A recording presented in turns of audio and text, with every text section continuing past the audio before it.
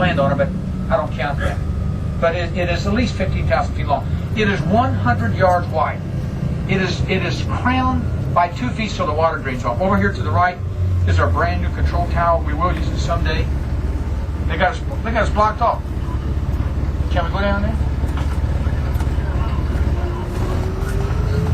Maybe we can make it. But that's the press side landing area. Oh, by the way, over to the right is a marshalling area. 2 hours prior to the landing, about 160 people with 25 vehicles assemble themselves there to download the order once it lands. Over to the left is our current control tower, the one we're using right now. You can see the 1,000-foot markers there, folks. 7,000, 6,000. Now, when we land, we use about 10,000 feet of the runway. We only need 5,000 feet, but folks, we don't want to do that really, because if you slam on those brakes, 5,000 feet, they're generating 700 degrees of power, brake heat. You can burn your brakes up. And so we use a parachute to help us there. And the parachute will keep it from fishtailing too. Let me just give you what happens on the landing. Now, folks, before we land, we have to find out where to land. It only takes 1 hour from space to get to here. Did you know that? 1 hour.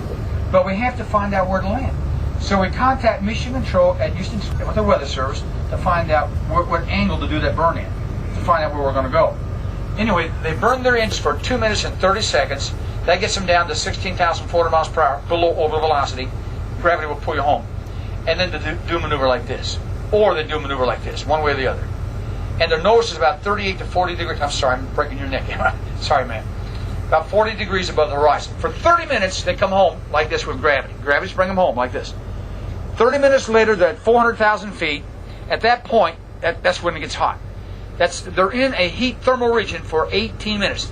While in there, they're doing S-turns like this. By doing S-turns, you reduce the heat from 4,000 degrees to 3,000 degrees. Ionized gases here is all around them. We lose contact. We're in a blackout for 18, maybe 16 to 18 minutes.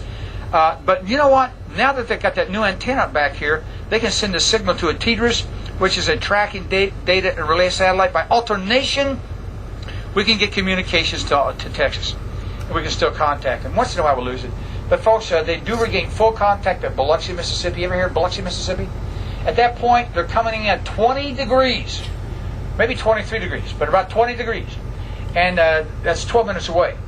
By the time they're anywhere from 3 to 6 minutes away from here, the commander will turn off the automatic pilot. First took off to fly to the moon. The tragedy of Apollo 1 had put us a year and a half behind. We were making up for it in one big leap. And we were doing it with a rocket that no man had ever flown. Stage is pressurized. 1 minute 15 seconds.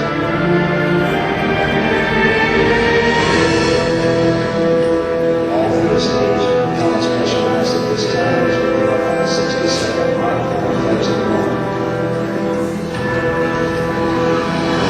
2 minutes 60 seconds from time. The vehicle now is completely pressurized. We're coming up on power transfer shortly.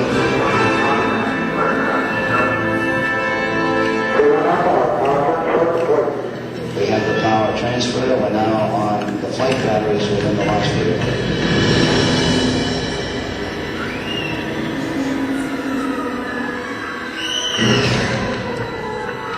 Final reports coming from Frank Borman at this time. From down and look at the sources aboard the spacecraft.